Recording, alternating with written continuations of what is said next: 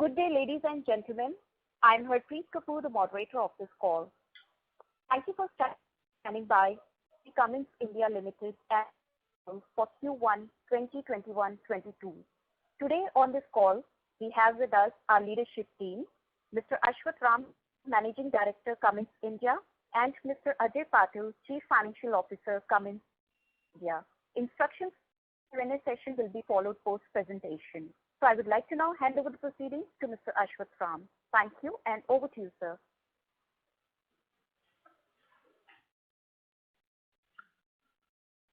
Good morning, ladies and gentlemen. I'm Ashwath Ram, Managing Director, Cummins India Limited. I hope you and your family are doing well and are staying safe and healthy. This COVID time has been difficult on all of us, and as a nation, we are slowly coming out of this crisis. Also joining me on the call is Ajay Patil, our CFO. Thank you all for joining us on this call today. Before we get into the details of the Q1 results, I would like to provide you a brief update about some of the new products that we have launched recently. The company introduced new products in power gen, 4 products in high horsepower, 1 in medium horsepower and 2 in low horsepower. In the industrial business as well, 7 products in rail, mining, marine, construction and the pump segments, and 3 products even in the distribution segment. We believe that these new product launches will continue to position Cummins as a preferred choice for our customers. These new products are strengthening our existing product portfolio and will allow us to introduce new technologies to address the need of specific applications. We have also introduced products for our export market to expand our offerings in the power gen and industrial portfolio. The company continues to stay focused on the well-being of our employees and their families. The company conducted vaccination camps at various company locations. So far, at a Cummins Group level, over 19,000 vaccination doses have been given by the company, and we plan to conduct more such camps in the July to September period to ensure that all our employees, contract workers and their families are fully vaccinated. Now I would like to share the financial results of Q1 FY22 through this call. For the quarter ended 30th June 2021 with respect to the last year same quarter, our sales at rupees 1,167 crores were 141% higher as compared to rupees 484 crores recorded in the same quarter last year. Domestic sales at rupees 859 crores increased by 140%. Exports at 308 crores increased by 144%. Profit before tax and exceptional items at rupees 171 crores is 143% higher as compared to rupees 70 crores recorded in the same quarter last year. For the quarter ended 30th June 2021 with respect to the sequential or last quarter, our sales at rupees 1,167 crores declined by 5% compared to rupees 1,231 crores recorded in the last quarter. Domestic sales at rupees 859 crores declined by 12%. Exports at rupees 308 crores increased by 21%. Profit before tax and exceptional items at rupees 171 crores declined by 30% compared to rupees 245 crores recorded in the last quarter. Segment-wise breakup for quarter ended 30th June is as follows. Domestic industrial domestic business was at rupees 189 crores, 29% lower over last quarter. Power gen domestic sales were 351 crores, 1% decline over last quarter. Distribution business sales were 300 crores, 11% decrease over last quarter. Exports, high horsepower export sales were rupees 171 crores, 26% increase over last quarter. Low horsepower export sales were rupees 116 crore or 22% increase over last quarter. As far as financial guidance is concerned, the company is hopeful for sequential recovery based on relaxations granted by various state and local governments, coupled with increasing rate of vaccination. However, potential third wave of COVID-19 is being forecasted by various agencies. The company continues to work on stabilizing and improving the supply chain, and I'm happy to report it is improving every passing week. Demand outlook from various end markets continues to be positive. However, visibility to full market recovery is somewhat limited considering potential wave 3 implications. Thus, the company is not providing full year guidance for financial year 2022. With this, I now open the session for questions. Thank you. Thank you so much, sir. With this, we will open the floor for Q&A interactive session. If you have any questions, please press 0 and then 1 on your telephone keypad and wait to be announced. I'll repeat. To ask a question, you need to press 0 and then 1. First question of the day we have from Sandeep Tulsian from JM Financial. Your line is unmuted. Please go ahead. Yeah, a very good morning. My first question is pertaining to one of the comments that you made in the AGM yesterday regarding the global OEMs who are setting up shop in India, where Cummins is having a long-standing relationship with these OEMs, especially in the construction compressor space. So if you could just elaborate this a little bit more, where have you been able to gauge demand from some of these construction OEMs, and what is the kind of investments, and based on this, how would you want to provide a near to medium term kind of a growth outlook for your industrial segment? Yeah, I won't give you exact details of the kinds of investment those OEMs are making because I don't have access to them, but I can tell you that pretty much all the major construction and compressor OEMs, so be it the Hyundais of the world, the Hitachis of the world, the JCBs of the world, the Sanis of the world, every single one of them is now starting to use India as an export base where they are making equipment which were being made in other parts of the world are now being made in India and are being exported. And we are already seeing increase in demand for exports through these OEMs. So that for us that gets counted as local sales, but we are seeing that increase happening very strongly. Any outlook you would want to give over there for medium term, say 3 to 5 all years? I can tell you is I can tell you that we are very bullish on the construction market based on just India's demand alone. And you can see that the road construction, which in the peak had touched 37, 38, almost 40 kilometers per day, during this wave 2 dropped again to 20, 25 kilometers. And the construction activity had slowed down a little bit. But the amount of money that has been promised by the government to build roads and infrastructure is just significant. The Nitin Gadkari just recently announced that his ambition is to get to 100 kilometers per day. So the combination of all of these factors and plus the fact that our infrastructure in India from a road perspective is poorer than many of the developing nations leads us to believe that this is not a 1-year journey but a 3 to 5 year double-digit growth kind of journey for the construction market.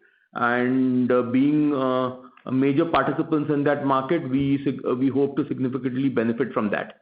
We could already see the trends in Q4 of last year, where with the transition happening to CEV BS4, we saw significant demand start to increase. The COVID hit has been a bit of a setback, but we see that bouncing back very strongly. And the second question is on the exports side, we've seen a very healthy growth in the current quarter on sequential basis. If you could provide some more color, is it being driven by some of the new markets, or your penetration has increased in some of the existing markets with new products? Basically, how sustainable this trend is. And also, you made a brief comment earlier saying that some countries may introduce import barriers in terms of similar to what India is also introduced in the last 1 year, which may have an implication on exports. So if you can provide that, along with followed by the detailed breakup that you give for industrials and power gen segment, please. Thank you. Yeah, so I'll start off with saying that pretty much every region around the world has recovered, both on a sequential quarter basis and on a year-on-year basis. Part of it, of course, is that this has been a cyclical market, and the last 2 years have seen us reach the bottom of that cyclical phase, and we were gradually starting to see parts of the market bounce back. That's one part. The second part, of course, is that as vaccinations around the world are increasing, the economies are bouncing back, and that is also leading to demand. So we do see this sustaining, as far as we can tell, at least this year should be a pretty steady kind of year.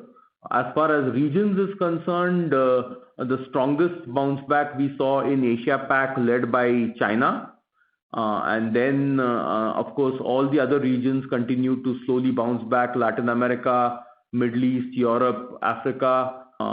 Every one of those regions started to come back.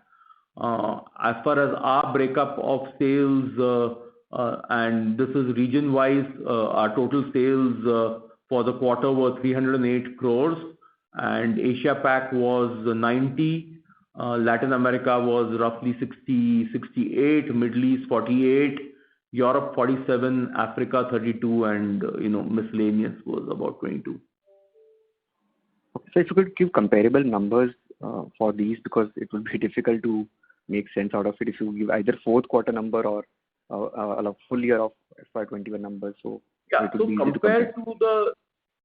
compared to FY21, it's a remarkable change because FY21 the number was 126 crores overall versus 308 crores.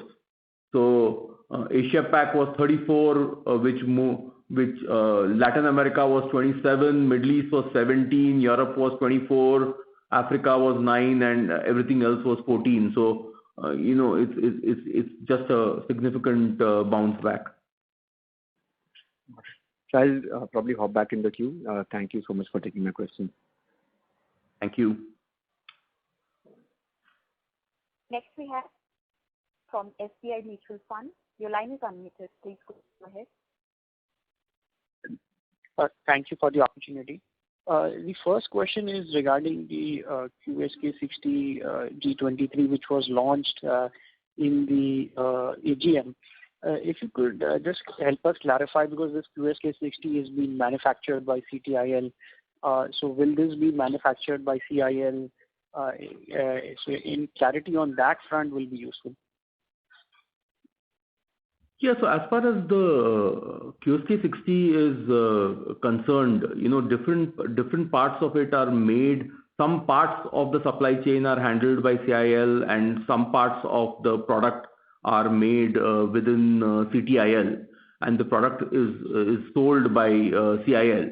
So it's not entirely accurate that every part of the QSK 60 is done at CTIL. So CIL has many gains from us localizing this product in India.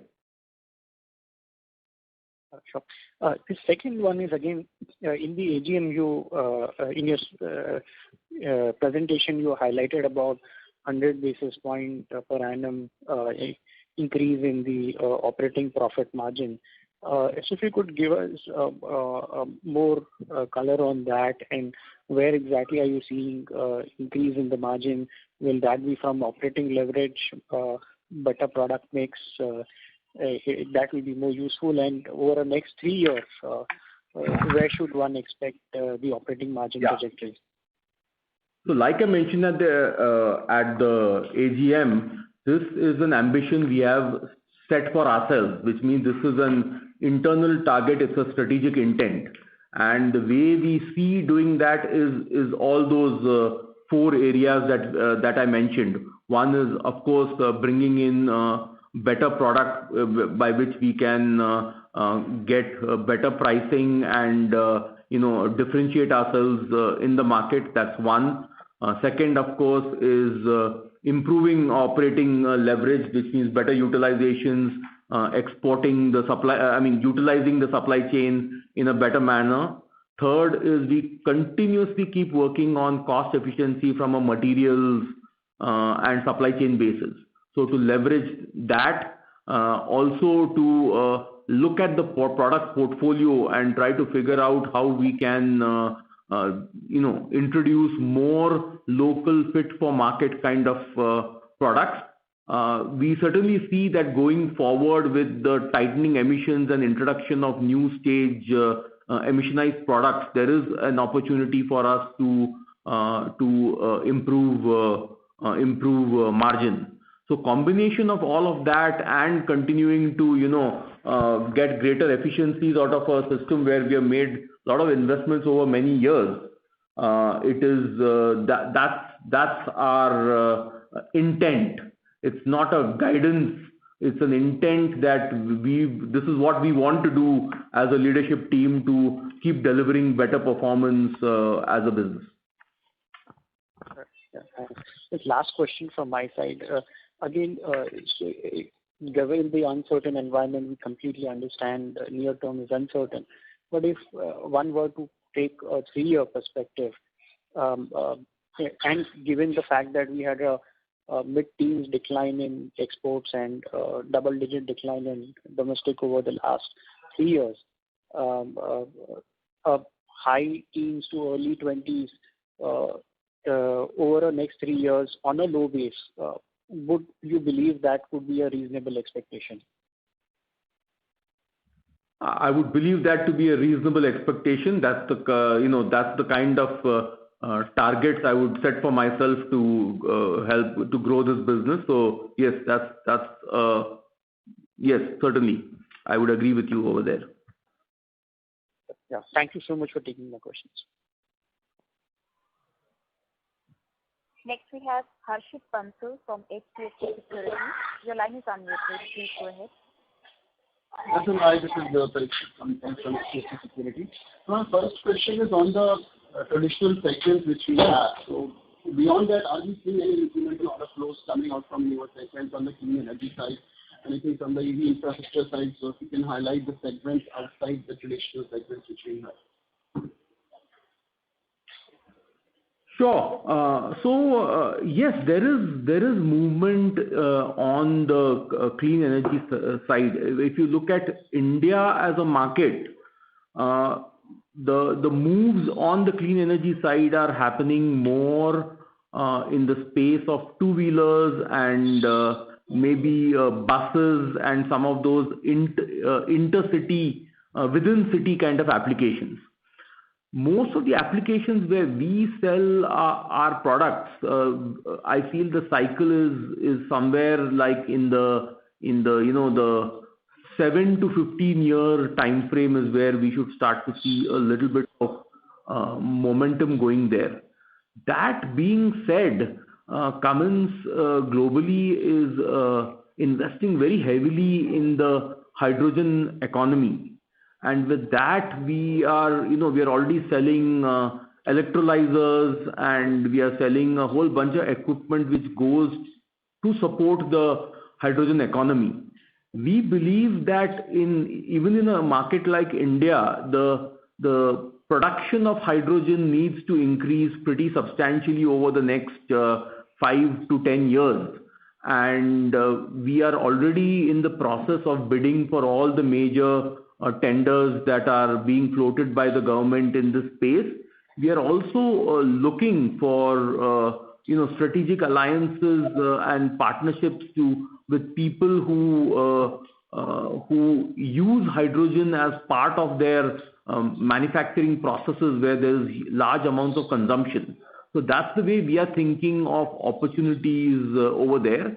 There are also some limited prototype and starting opportunities in segments like rail to use fuel cells and some of those very focused kind of activities. Those will take anywhere between 2 to 5 years to really gain traction and make a difference. So broad base, we have the technology. We are starting to invest more in those technologies in India, setting up teams, talking to customers, doing that. But the big money is being spent in Europe and in China, and that is where the biggest factories even for Cummins to produce some of these equipment, etc., is being set up as of now.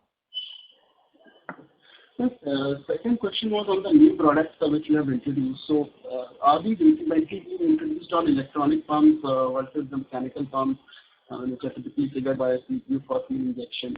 So how is the portfolio now becoming more fuel efficient, more economical, and giving more better output on the power side?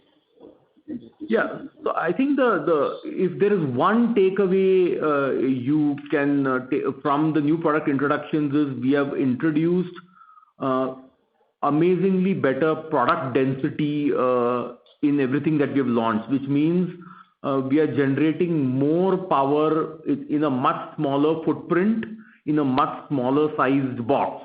And that means, yes, we do get better fuel efficiency.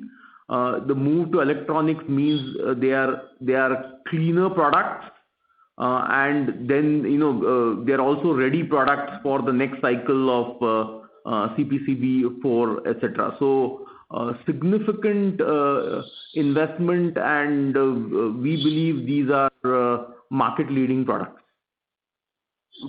So just last question on the US $1 trillion infrastructure spend. So this will envisage a huge export opportunity from India as well, feeding into the US market. It's a phenomenal expenditure going to happen.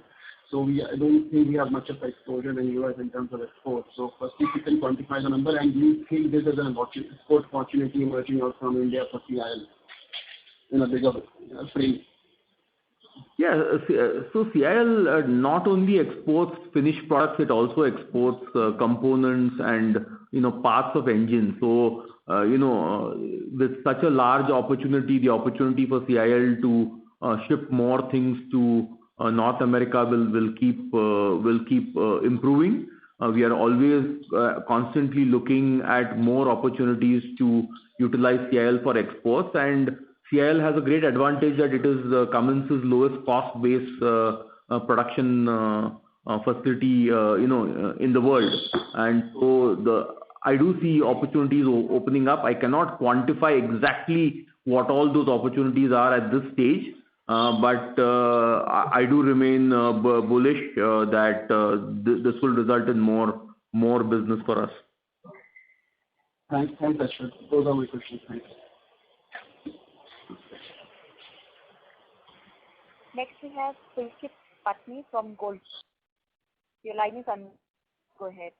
Yeah, thank you so much. Sir, two questions. My first question is, in the AGM presentation, you speak about consolidation of global supply chain. Is this anyway a precursor to a potential merger of the unlisted arm with the listed arm? What exactly are you referring to here, if you could clarify that? Yeah. So it is not referring to merger of the unlisted arm with the listed arm. Though that question was also been asked by many people, and our answer there is we continue to look at those opportunities, and we will continue to look at it and see what is best from all stakeholders' perspective.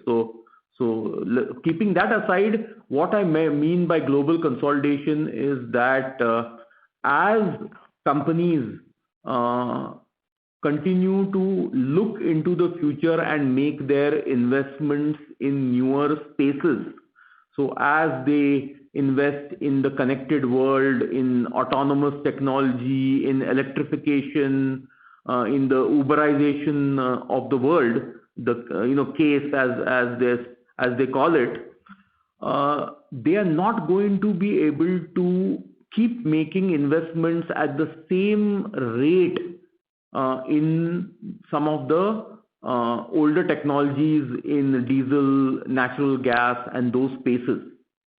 What that means is if there were, 300 manufacturers of diesel engines around the world, we are seeing that many of these folks are talking to each other and consolidating capacities under a single roof. And Cummins has been a beneficiary of some of these kinds of consolidations. As you must have heard, Cummins has already signed an agreement with Daimler to produce their mid-range engines, has similarly worked on agreements with Hino, with Isuzu, and we see those kinds of opportunities for CIL as well in the Indian space. That's what I meant by consolidation, that there's an opportunity to play a bigger role in more OEMs than what we've been playing in the past. Sure. That's clear, because we were confused whether it is talking about, consolidation of the two Indian entities. Thanks for clarifying that. So my second question is on export. Now, while you've done better than the previous quarter, but we used to do about 420 to 450 crore per quarter of export, about 2.5, 3 years back when we were doing well on exports. Should we expect anytime soon to touch that run rate?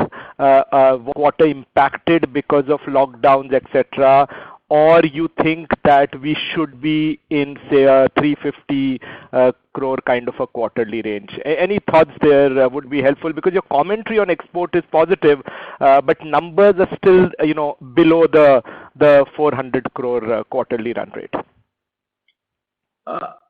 I do believe that the global exports market is picking up.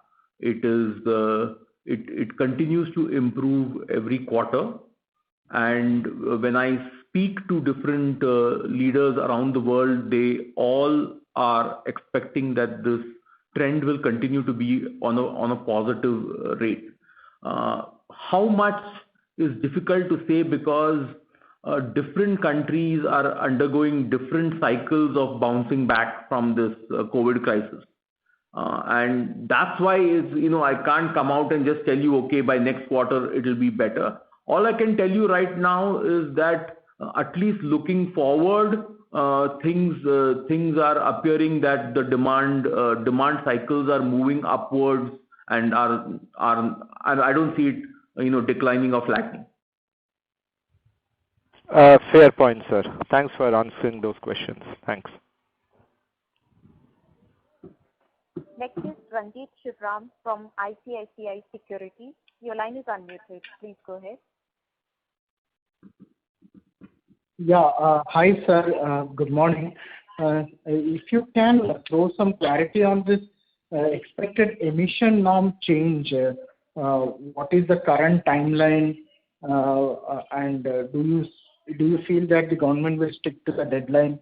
Anything that you are hearing, and what can be that implication in terms of pre-buying? Yes, as of now, we have been targeting a late 22 cycle for this emission transition to happen. And while the notification is not yet out, all conversations with the government seem to indicate that they still seem aligned to move forward with that kind of timing. But as you know, there are always plus usually plus a few quarters here and there movement in the worst case kind of scenario. There is a lot of pressure on the government, as you can see from the global, UN just released a global warming and a climate change report just, this week. And the US, under the new Biden administration, has re-signed the Paris Accord. So there is going to be a lot more pressure to actually move faster on tighter emissions than, move slower. So we remain optimistic that things will move faster. We are well prepared, and usually when there is an emission transition cycle, there is a pre-buy, but not knowing exactly the date of the transition, I cannot estimate what that pre-buy timing is going to be. But we remain positive that emission change is coming, and we don't see significant delays to emission change. Okay. So previously April 2022 was the deadline. So you probably believe that it can get shifted by 1 or 2 quarters in the worst case.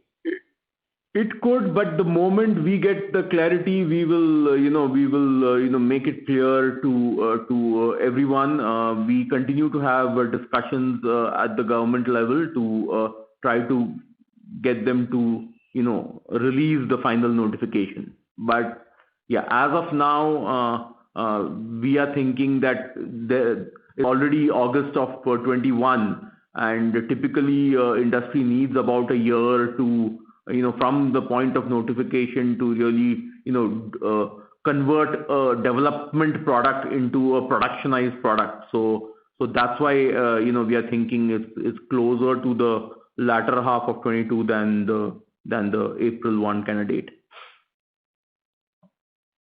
Okay, that's useful. And in terms of the margins of this quarter, is there any forex related impact, or is there any one-off in the other expenditure or in the raw mat?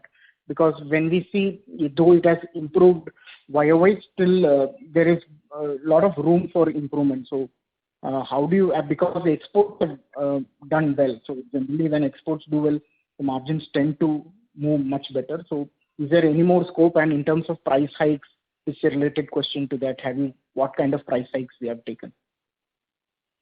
We have taken price hikes. I won't give you all the details of the kinds of price hikes we have taken. Most of the price hikes were meant to offset the hits we took on commodities. So this was more of a cycle correction to offset the commodity increases that have taken place.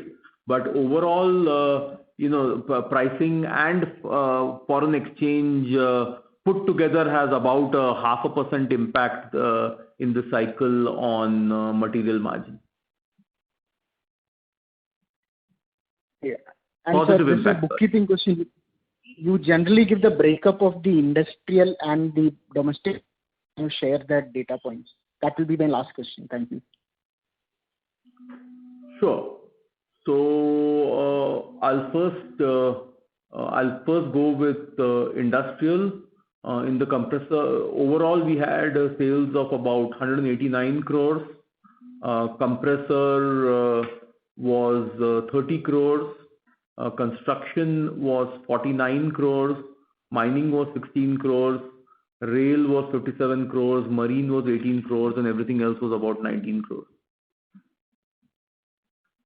And if we look at the domestic market, we had sales of 351 crores. Low horsepower was 26 crores. Mid-range was 110 crores.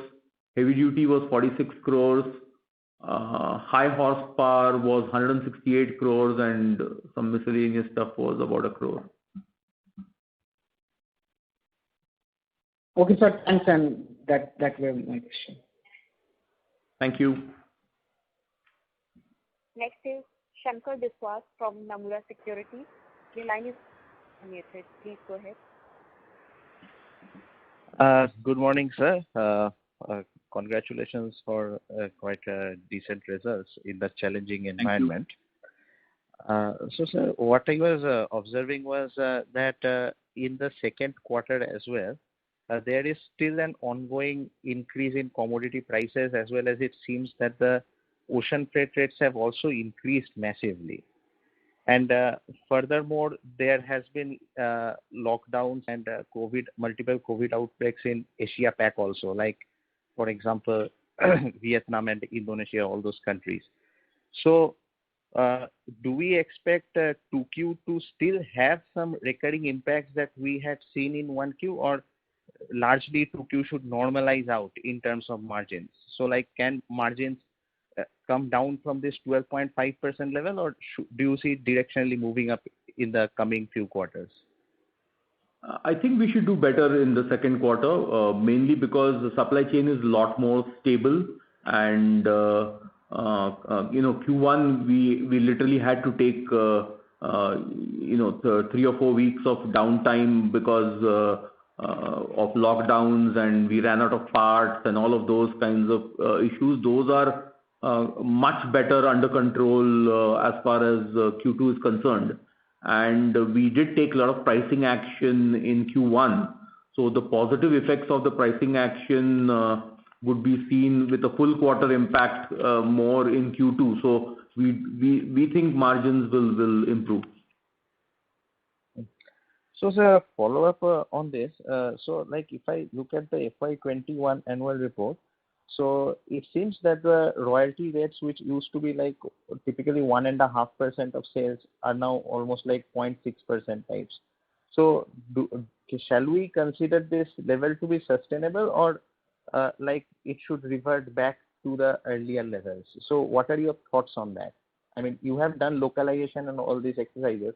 So, should we think some number tending more towards 0.6 than the earlier 1.5% levels? So, what is your take on that?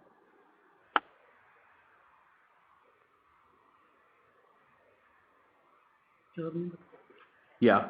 So I think it's a lot of it depends on the product mix, but I think the levels we are at now, somewhere between 0.6 and 1, I think those are sustainable for the long term. Okay, sir. That was all from my side. Thank you. Next we have Renu Red from IIFL. Your line is unmuted. Please go ahead. Yeah, hi, sir, and thanks for the opportunity. My first question is, can you help with the value? Sorry, Renu, you cut off for a little bit. Could you just start again? Yeah, my first question is for the recently launched Made in India QSK 60 G23 HP product. What is the value addition by CIL in this range, and what is the likely market that you're looking at it, especially given that data centers have been a big growth driver? Yeah, so CIL certainly manufactures quite a few of the components used over there, and the product is still being localized. So over the next 18 months, we will see a lot more value addition at CIL, and but it's going to be better for CIL from a margin perspective, because right now when CIL sells these products, they are imported from the UK and sold. So in any combination, just us making it in India with some of the components being made by CIL and then being sold by CIL, it helps improve the margin position of CIL when selling these products, and makes it more competitive to be sold in India, which should also help us improve market share. Sure. Secondly, on if you look at the power gen portfolio, was sequentially flat, and your comments did mention there was some pent-up impact as well.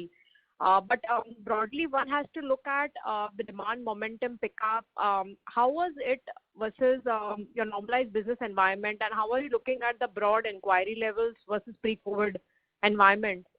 Any relative percentage figures, or just an indicative? All I can tell you is its demand outlook is positive. And so we expect to keep doing better than what we did in the first quarter. Compared to pre-COVID, are you looking at the demand environment improving or in pockets which are pulling? Demand environment is already strong, and as the economy recovers, certainly, ours is an infrastructure-linked, kind of business. So as the economy picks up, automatically we pick up even further. So I can tell you that even in the current condition of COVID and the state of the economy right now, demand is quite steady and strong. From the new product launches which you mentioned, what kind of applications are we focusing on domestic launches that we have done? And in exports, in the annual report as well, the AGM you mentioned that we are expanding it beyond power gen solutions to industrial engines for APAC region. So any insights in terms of which applications are we looking for exports on the industrial engine side? Yeah, the biggest applications are in mining. And the mining is the biggest consumer of industrial engines and spare parts. So that's as far as mining is concerned. But these products are across the node. We have launched products with our 6.7 liter electronic engines and 3.3 liter engines, which are going to be used in the medium horsepower and segments. We have improved our product density there, as I spoke about. Our product will be 20 to 25% better in terms of product density as compared to competition. Similarly, in the 1000 kVA, in the 2000 kVA ranges, we are also introducing new products. We're introducing products for export, which are in the 500 kVA, 550 kVA ranges. So a whole bunch of these products across multiple applications, across multiple segments.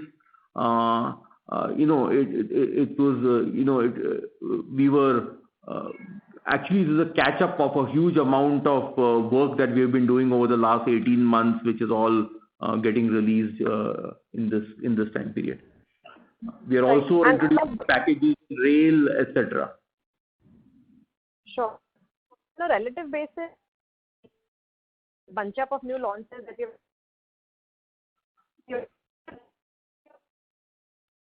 can they be in terms of a revenue mix that we have today? Renu, could you repeat that question again? I lost you for a little bit. I'm saying with respect to the recent launches that we have done in the last 12 months, including the ones that we've done currently, how large could these just be in terms of revenue mix in the next 2 years? Can they be 15-20% of your revenues or higher? That's a good question. I don't have a good answer for that right now, but these are significant product breakthroughs as far as the market is concerned. So certainly we do expect that they play a very big part in our portfolio. Question. Many medium players and dealers, and CIL has probably. But, so would there be any market share gains that we have witnessed in the last 12 months in the domestic market? Though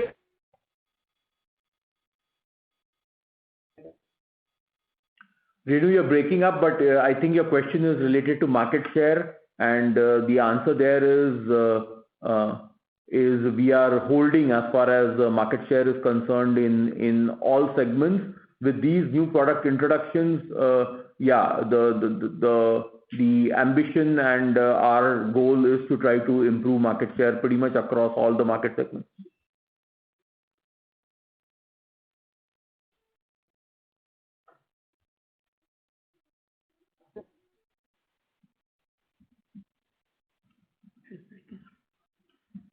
Sorry, Renu, if you're saying something, I can't hear you.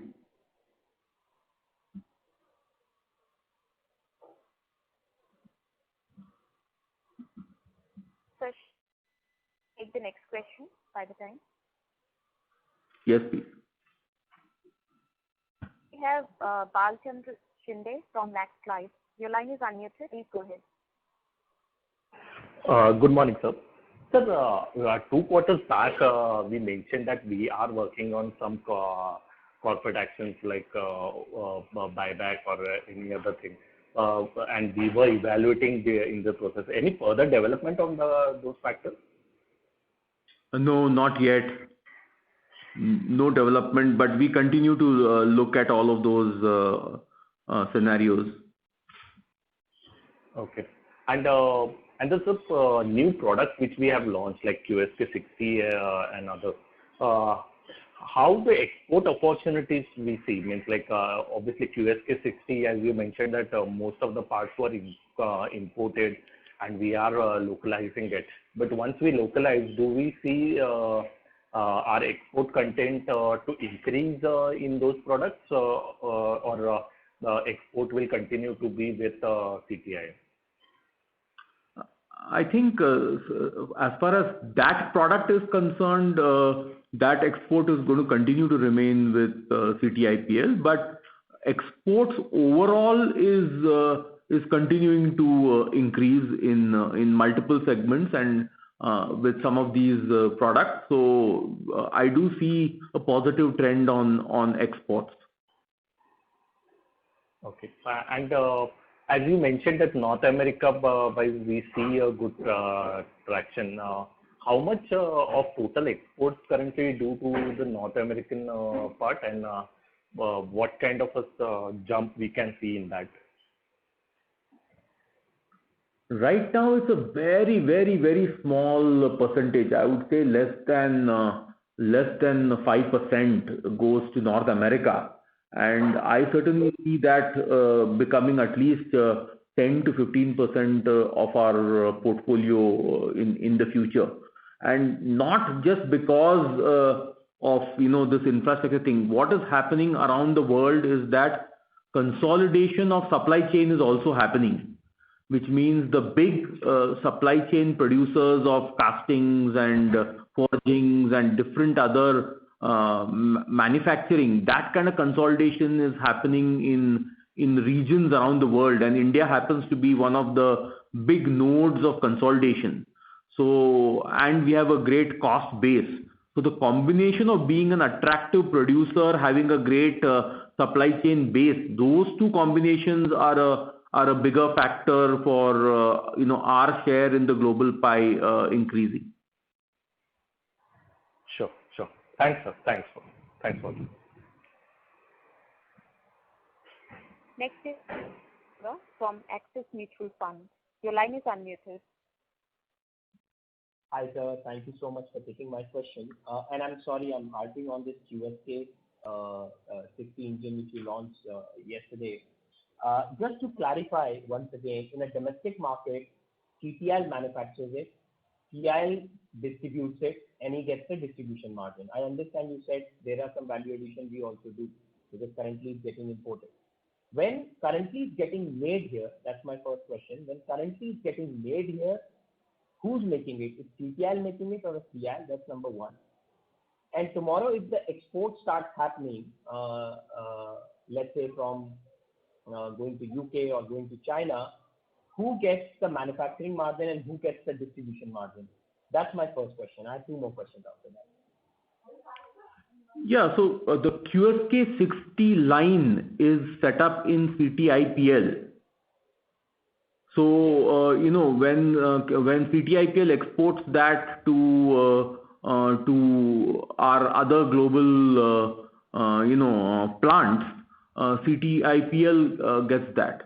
What CIL gets out of it is whatever CIL makes as a component and supplies. Let's say CIL makes the block and the head and connecting rods, etc. CIL will get the markup and the margin over that. When we sell it in the domestic market, again we get the engine at a transfer price from CTIPL, and CIL makes the markup and the margin of when it sells to the customer, and which is significantly higher considering that currently the product was being imported from the UK and brought in and sold.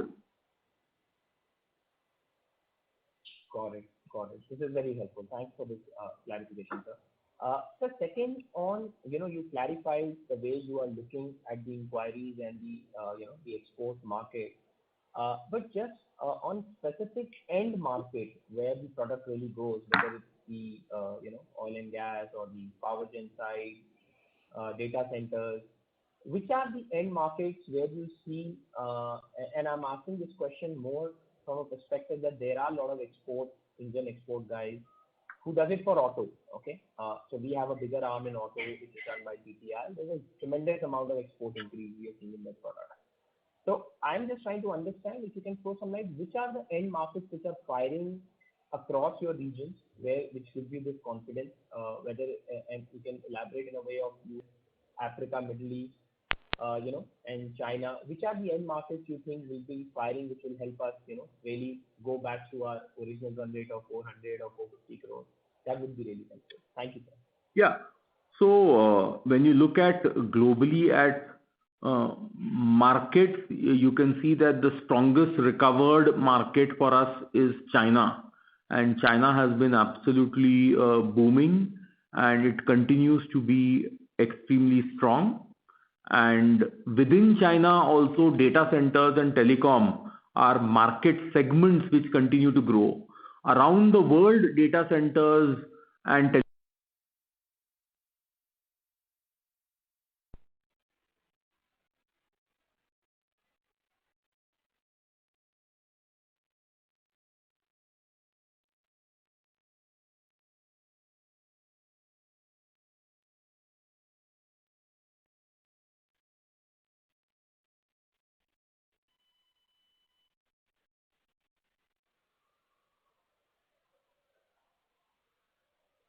Participants, I request you all please stay connected.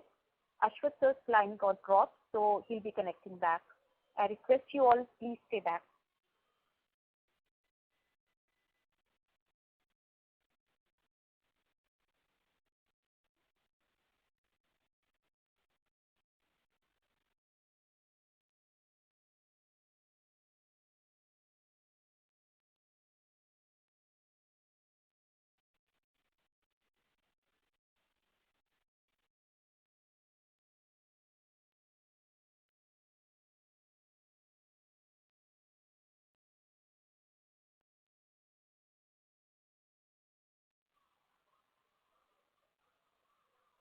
Participants, I request you connected. Ashwath sir's line got dropped, so he'll be connecting back. All please stay back.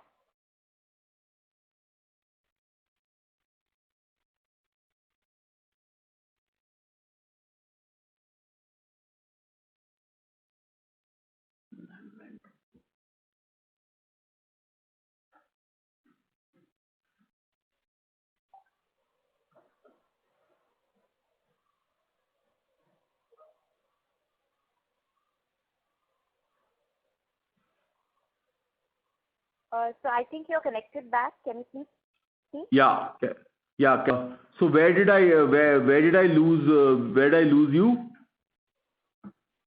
I think, sir, you just started talking on the end market, and then I think. Okay. So the strongest end market for us is China and other parts of Asia Pacific. And there we see that the data centers, telecom, and health support, critical applications, infrastructure build up. Those are the main market segments which continue to grow. And we are seeing this trend across the world that as we move towards 5G, that the number of data centers, the number of telecom hubs, with COVID, the requirement for health support services, the rebuilding of infrastructure, those continue to be now a global trend where there is a lot of liquidity available in the entire global ecosystem, which is causing people to now spend on infrastructure that they were not doing for a long time.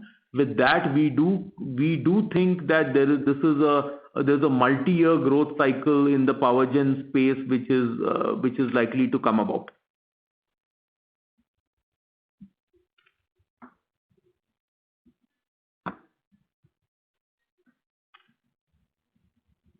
And sir, in the Middle East, Africa, you talked about last quarter, there are some issues of their currencies and all. Market is slowly picking up. In the last 3-4 months, any signs of revival there? Any end sector which has picked up, let's say on the infrastructure side, or oil and gas? Oil and gas has certainly picked up, and with that, we have seen growth in Middle East as well as in Africa. So in both those areas, we are starting to see signs of revival. Got it. Thank you very much and all the best, sir. Thank you. Thank you. Next, we have Aditya Mongia from Kotak Securities. Your line is unmuted.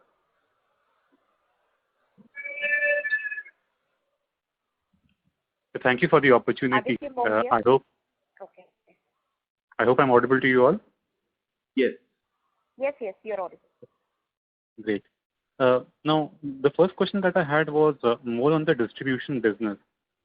So we understand that there's obviously a large install base of engines that is there in the country, and at least from our sense, we get a sense that Cummins is trying to penetrate or leverage its distribution network more and more. And you've said similar thought processes in yesterday's AGM also. If you could get some more color as to where exactly in distribution do you think there is good prospects of growth? You talked about on-highway applications as well in the annual report. So some more color would be very, very useful over there. Yeah, so, our penetration from the aftermarket, both in off-highway and on-highway is significantly lower than what we feel our entitlement is. So that itself represents a pretty large opportunity. We currently don't even have an online, marketing presence for selling parts and all of those kinds of things. So, just expanding our own scope of our aftermarket itself is a pretty large opportunity. There are also opportunities on the service side. There are opportunities on pushing more products and parts through the same distribution channel, which is already well established and well trained and in place. Combination of all of that and the nature of support that customers want, where they want a single provider to give them a full service solution rather than talk to 3-4 different providers, we think represents a lot of opportunity for the distribution business to grow its portfolio of what it's selling today. So really bullish that we can do a lot more here. Sure. So the way you kind of see through it is this business for you will always grow because of the install base growing, some amount of cost inflation, and coupled with penetration. Do you think that this can be, let's say, a double-digit or a mid-double-digit kind of growth story for the next few years? We certainly hope so, and we will be pushing very aggressively to ensure that happens. Okay, great. The next question that I had was on the industrial exports. Now, this is something that has not happened for Cummins for the longest of times, and now, as you are saying, discussions are starting to happen. Just wanted to get a sense of what exactly has changed over there and how quickly can things happen. And some comments on, let's say, a fire pump kind of market, let's say in China, and on that opening up would be useful. Yeah, so what happens is, typically the reason industrial products were not being exported is because of the problems with integration. Usually, the entire end product was being built. Let's say it was being built in Europe, or it was being built in America or China or somewhere like that. And so they would want the source of manufacture of the engine to be as close to them as possible, so that when you do integration and coupling and do all of those things in a technical manner, it's much easier to work with. As more of these OEMs are starting to use India as a base, they are beginning to find that, the products made here are, just as good, if not better than anything they're buying globally. And they are using India as an, export base to get that value add. We are seeing once you get traction, once people see that, hey, the product is great, it's working well, they start then pulling that product for multiple markets around the world. So I think that is what is driving the push towards even industrial products being used by customers out of India. The second is a similar kind of trend is happening in China as well, as the costs within China keep increasing year on year. So the cost structure of China is not like what it used to be 10 years ago. Everything in China is now more expensive than what it is in India. Labor cost is 2.5 times that of what it is in India. So India then becomes an attractive source for some of those kinds of components, even for markets like China. Okay. Got that, sir. So that helps. The third question that I have was kind of an open-ended question, sir. I'm just taking the example of this QSK 60 G23 product that India will now be manufacturing versus taking from UK, and China still imports from UK. Should one see that as a corroboration that India is a much better cost base to be manufacturing out of versus China? Because the demand impetus from data centers would have been even stronger for China to start producing this by themselves. Cummins has three major hubs around the world. Okay, North America, China, and India. So there are some things which China does extremely well, some things which India does well, and some things which North America with USMCA and all those combinations of what you can bring in, what you can't without duties and all that just make it impossible to get from other markets.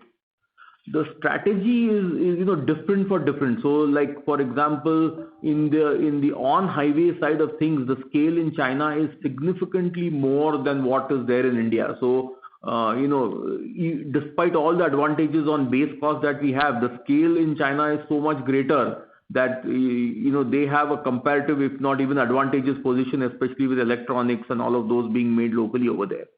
So it depends is my answer. Is that in some things we are better, and in some things they are better. And so as a company, Cummins tries to use the best combination of this to overall have a very, very cost-effective supply chain. So one more question from my side. This will be the last one. So you mentioned in the con call that North America is less than 5% of your, let's say, exports at this point of time, and you intend to make it 10 to 15% over time. I just wanted to get some more color from you in terms of, let's say, steps ahead or timelines, because I do understand probably a few quarters back you had talked about prototypes being given to US in this regard. Yeah. So as the products as India becomes a leading emissions market and catches up to North America, it opens up more opportunities to export products over there. And like I said, there are a lot of complications now with USMCA in that you can't really export finished products. You may have to without paying a lot of duty. So in specialist applications is where we probably will get the entry first in products like natural gas and some areas where the scale is not very, very big. There's a lot of variety, there's a lot of complexity. Those are the kinds of products where we will start doing earliest, and then we will become a major component system supplier. Products, parts made in India and then put together and then given for assembly in places like North America. That's the direction where I see some of this going. Thanks a lot for your answers. Those are my questions. Thank you, sir. Due to paucity of time, we will take one last question coming up from Mr. Nilesh Shetty from Quantum Mutual Fund. Your line is unmuted. Please go ahead. Yeah, hi. I just have two small questions. One is, if the quarter would not have been impacted by supply constraints and say COVID second wave, what would the likely revenue number be? How higher could it have been? I think we could have met the previous quarter's number and maybe done even little better. Okay. And secondly, we are reading sort of reports about ports in China being shut because of COVID, and so I just wanted to know, are you getting impacted by that, or are your operations, especially on the export side, are they normal right now? They are likely to impact us a little bit, but I think that's why we've been speaking that we've been using this time to build up some strategic inventory. So it's not impacting us immediately, but that does not mean that 6 weeks or 8 weeks down the line, if the things pile up and backlogs are created in the chain, that it won't impact us at that time. It's very difficult to predict because the global supply chain is so complex that when one or two of the very big ports of the world, they get congested, it sort of spills over into multiple regions around the world. So the quick answer is not yet, but I won't dare to just say it will not affect us. Okay, thank you so much.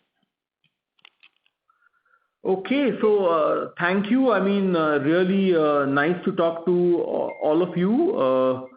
As I've said many times before, Cummins is a leading technology and product company. We continue to invest very, very heavily in our products. We have a very strong core and a very strong base set up in India, and we've been here for 60 years now. We are pretty determined and optimistic that lots of opportunities are opening up in India and around the world for us. So we remain positive, and I think you'll start to see more and more exciting things come from our portfolio in the future. So thank you very much. Stay safe. Make sure your families are all protected. Delta is pretty dangerous. We have seen the impact on our families and on the families of many of our employees and the community. So please don't take it lightly, and keep the pressure up. We will get out of this in a positive frame. Thank you. Thank you in the session. Thank you all the investors for taking out time and joining the call. Analyst call for Q1 21-22. You may all disconnect your lines now. Thank you and have a pleasant day.